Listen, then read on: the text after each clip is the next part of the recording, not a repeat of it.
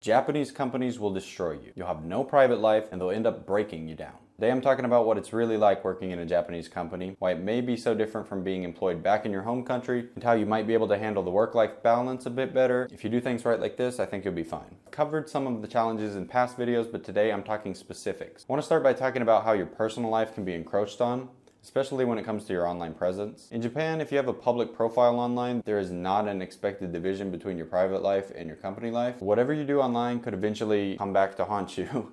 It could be connected back to you by your employer. Your company won't control everything you post, not directly anyway, but there's always this risk of retaliation if you speak negatively about the company, or if you're a public-facing figure or something. Political opinions might get you in trouble, but there's much less of those here anyway. But it's just something you need to be aware of. On top of that, in the tech sector, some companies will want you to post on social media to eventually drive traffic back to them, or maybe just to draw positive attention to the fact that they have good engineers, That's great and all, but it means that you have to end up exposing your social media handles so that your employer can see your posts and your coworkers will be encouraged to go and share your posts to help them spread. In one sense, it can be helpful to build up your online presence as an engineer or professional, but it really blurs the line between your work identity and your professional identity, at least if you want to keep it independent of your current job, like I prefer to.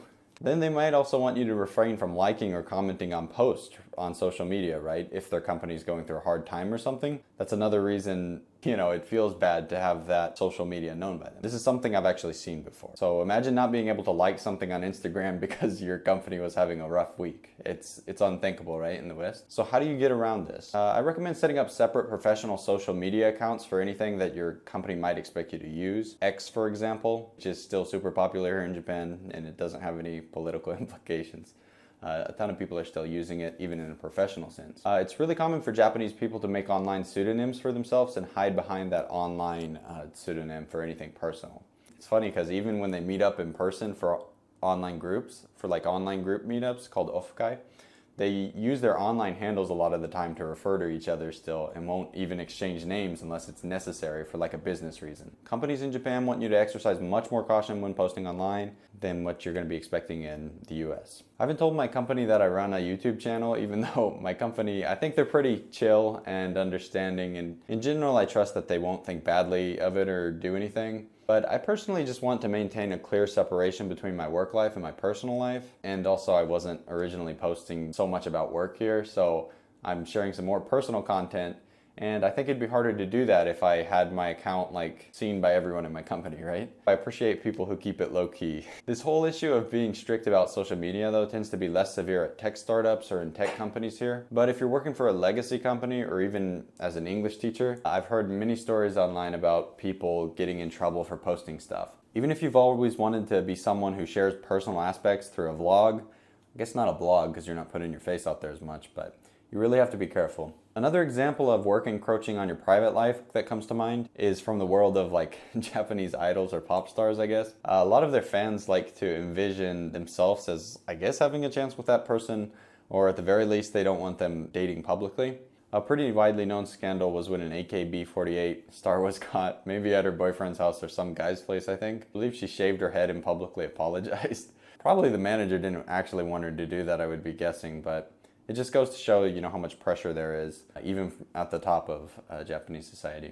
In the US, we wouldn't expect a famous person to stop dating just because, they're a public figure, which makes this one of the more extreme examples. Another major factor is the nomikai culture. This is the drinking sessions with work colleagues. In Japan, there's a strong expectation that you'll regularly go out for drinks with your coworkers. If you're Japanese, you might find yourself at a nomikai every week or multiple times per week maybe. In companies with several departments, the multiple times would probably be more common. Do you have to attend every single one? Not necessarily, especially as a foreigner, you'll face less pressure. And newer companies are beginning to move away from that tradition in general, I think. I make a better life balance. Still though, you really don't want to decline all of them because they're great opportunities to bond with your team.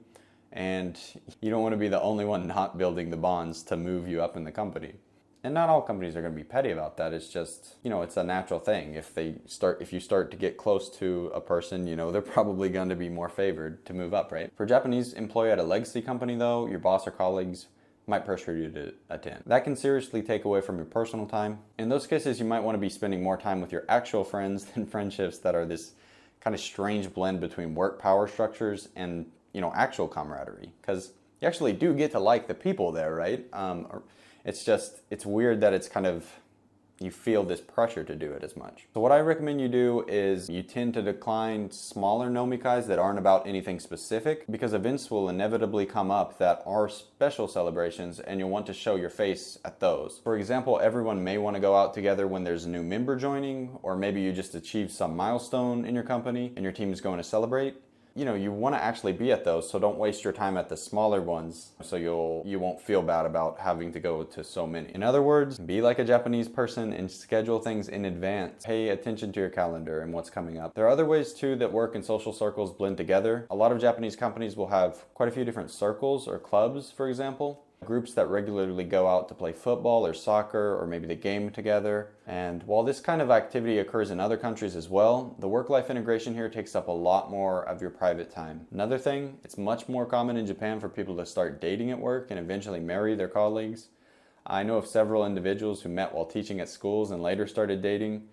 And the percentage of workplace romances that end in marriage here, I think, is significantly higher than in other countries. Of course, when couples meet at work, there can be just even more pressure, because if one person eventually quits or if the relationship causes office tension, you're left with that really awkward situation. So think twice before you find someone in your company. Perhaps the most infamous aspect of Japanese work culture encroaching on your private life, though, is the issue of overtime. Although overtime work is becoming less common due to government pressure to limit it, there's still this system of minashi zangyo. So let's break it down. If you join a company that states 40 hours of minashi zangyo per month, that means that's included in your salary package. Say you earn 7 million yen per year, then you're expected to work 40 hours of overtime per month as part of that fixed pay. If you work exactly 40 hours of overtime in a month, you still only make that 7 million yen per year. But if you work 41 hours in 1 month, that extra 1 hour is paid at a higher overtime rate. You need to keep in mind though, if a company advertises more than 40 hours of minashi zangyo per month on their job listing, you might end up being overworked. At my company, I think it's listed as 30 hours per month. I rarely work beyond that though. Well, let me rephrase that. I rarely work anywhere near that. Most months I don't have any overtime work. The minashi zangyo system doesn't mean that you'll have to work up to that. It just means that if you do, there's no additional pay. Still, it can be a red flag if you see anything listed over 40 hours, for example. Like 40 hours I feel like is pretty common to have listed, but if you see anything over that, in my mind it's a bit of a red flag, because it's like, why can't you just go with something standard like 40 hours? You know, if you put more than that, that means they'll probably be working you up closer to that. So keep that in mind. I would steer away from any company that's listing something like 50 or 60. Maybe think of 40 as around standard. While we're on the topic, if you're in tech, you might have some kind of on-call system where you're going to need to respond if an incident occurs or some system problem gets discovered. In my experience, we've used a on-call system where one person per day of the week will be assigned, and if anything occurs outside of business hours, that person will respond. We get additional pay for that though. Like that whole day you'd get additional pay. So just make sure if you're doing anything like that, like you have some system where you have to respond outside of business hours, make sure you're getting compensated for that. Ask that up front. I say if you're in tech, ask that up front. You have an on-call system, take turns answering stuff outside of business hours. If you do, what's the compensation for that? You need to get all of this information ahead of time. I've only been in a few companies, so I don't know how standard this is, but the companies I've been at, there's been this expectation of maybe answering your mentions promptly, like your Slack mentions or something promptly. So if they've been mentioned, maybe within a few hours, most people will respond, even if that's late at night. And it's not that that's required, and management will obviously never tell you to do that. It's just when everyone around you is doing it, it contributes to this system. I kind of try to take myself out of that actively by like, okay, no, I'm off the clock. Even though this app is on my personal phone and I can get messages on my personal phone, unless someone's going to call me directly, I'm going to take myself out of that. And that's better for my, kohai too, like my newer people coming in with less experience than me. Kind of setting that precedent is important. And I think if you're in a company that's focusing on globalization or hiring more foreigners, you can slowly start to change that culture for the better. But yeah, that system is a stark difference from my previous jobs in the US. I mean, if someone was off the clock, they wouldn't normally answer work messages until you called them directly. On the subject of outside of work hours, vacations. Okay, about vacations. Even though you might have paid time off, there's often a subtle pressure not to use it. If you suddenly announce that you're taking several days off while no one else is, you might face a stigma or disapproval from your colleagues. These stigmas tend to apply more to Japanese employees than to foreigners. But I mean, if you're working in a company that is hiring foreigners, they're open to actively hiring foreigners for like non-language related roles, then it's probably a more progressive company anyway. And so most of the things I've talked about, including this paid time off, will be more lax. Still, you really have to think carefully about when to take a vacation here compared to the US. From my experience, Japan has a lot more holidays, and it's common to extend a one-day holiday on a Friday by taking off the preceding Thursday and then the following Monday. So they kind of sandwich their paid time off onto the holidays. Of course, then there's Golden Week, which is like a whole week packed full of various holidays. Since they're national holidays, you don't have to take paid time off to use those, but you can pad those out a little bit more to have, long stretches of time off of work. And in fact, at my company, I think we had about 2 weeks off of work. Yeah, I think we had about 2 weeks off of work around New Year's. And of course, I didn't have to use any of my paid time off for that. So in my experience, if you're coming from a US company, even if you have just a few days of paid time off, maybe you get 10 days of paid time off per year, you're going to be surprised, I think, by how many holidays they have in Japan that you get to take off. I mean, I feel like, every few weeks I'm just surprised. I'm like, okay, we got another couple of holidays this month. And I know people from watching from Europe are probably going to be really stunned by how few holidays there are here, but just from a US perspective, there's a lot. I personally never worry about taking paid time off, but it is convenient to schedule it, like I said, sandwiching the other holidays so you can utilize your time efficiently. All of this just goes to show how a Japanese company can gradually, whittle away at your private life. If you're proactive about it in some of the ways I've mentioned here, and maybe make some of your own steps to, kind of carve out your own optimal work-life balance here, I think you can do it.